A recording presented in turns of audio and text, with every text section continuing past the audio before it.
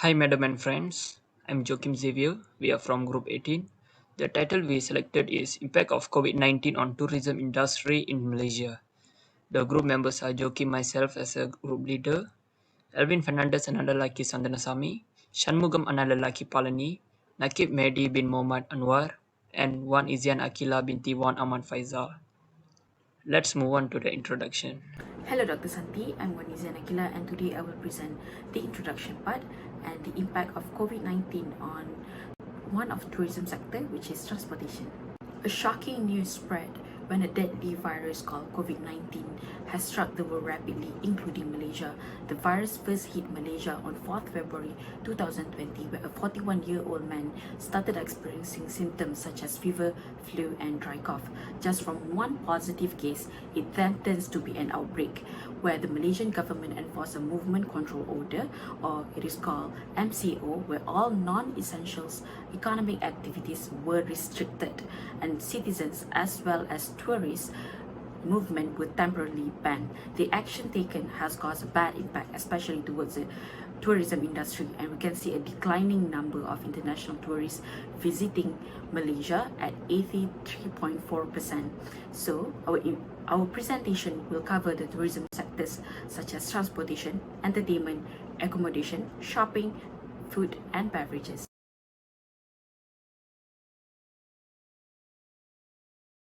Firstly, we will discuss the impact of COVID-19 towards Malaysia transportation sector.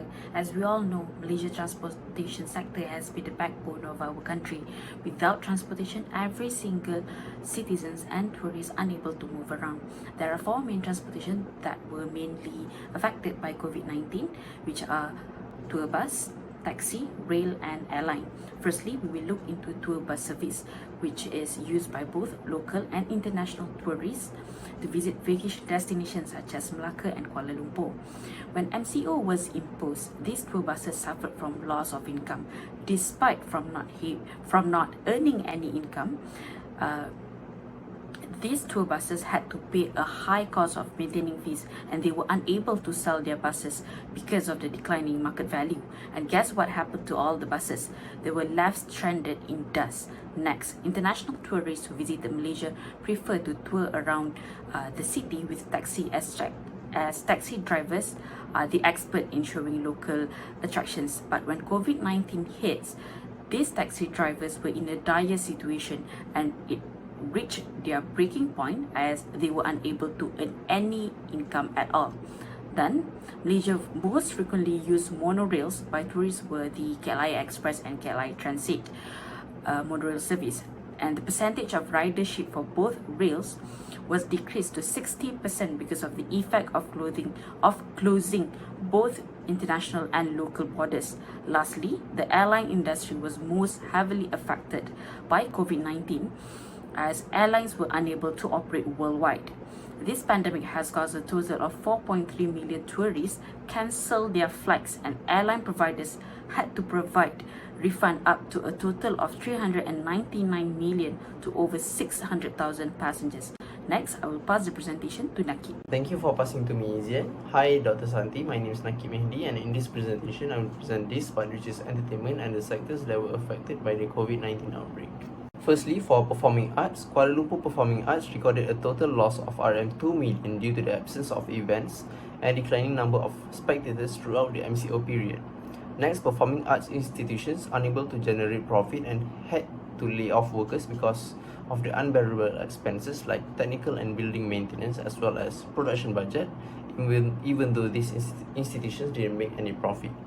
And moving on to the second sector, which is attractions, the theme park industry lose RM 280 million due to the MCO when there was a huge declining in number of visitors, which is recorded between 40% to 90% depending on state and the number of COVID-19 cases. And next, Malaysia's zoos and aquaria lose 98% of their funding due to the declining number of tourists because they rely on visitor spending. Hence, they need funds to maintain the cost of feeding their animals as well as their medicine.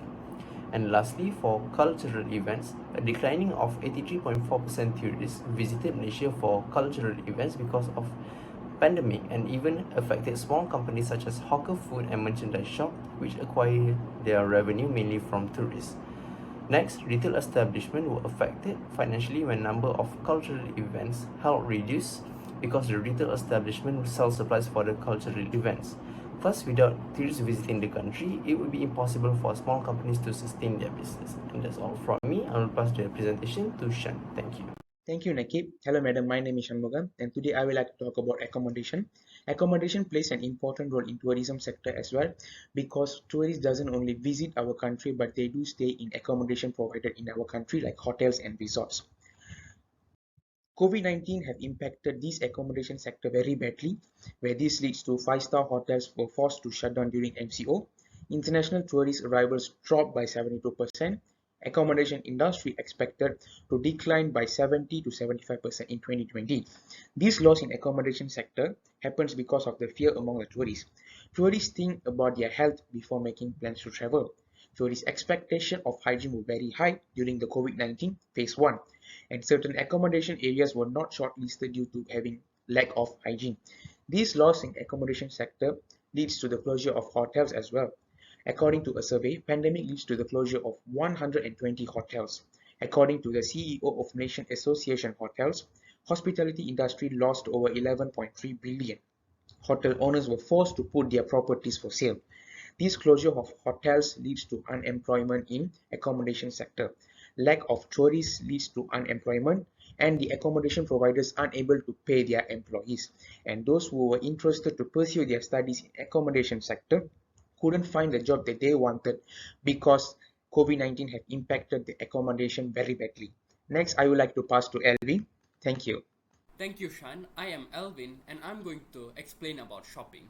The top three expenditure component when it comes to tourism is shopping, food and beverages, and accommodation. By seeing this, we could already see that how big shopping plays a big role when it comes to tourism. However, COVID-19 had a really bad disaster impacts towards shopping industry as well. First of all, shopping. In shopping, we can get revenue by selling things to the tourists. The tourists who travel to Malaysia mostly spend their money on buying handicrafts and souvenirs. This is because tourism is all about creating memories, and by seeing or getting the souvenirs, we can sustain the memories.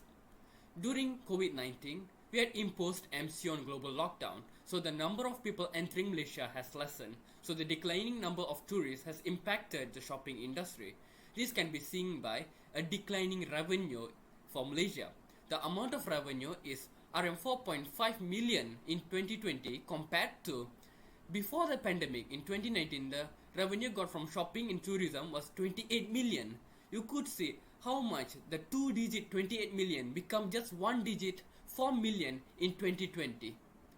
So this has really caused a bad impact towards our locals who rely on selling products. However, they have adapted to the system in e-commerce where Shopee and Lazada, where they sell their product in online to make or get revenue. So in overall, shopping has really declined. The revenue that we're getting from shopping has declined, but our locals are still surviving by selling things on online. That's all from me. I'll pass it to Xavier. COVID-19 has been impacted food and beverage sector. Firstly, it changed people's food behavior. Before the pandemic, the amount of people who like to go on restaurants are high, but after this COVID and lockdown, they started to cook by their own, lead to spending on restaurant decreased, and the grocery shopping tripled.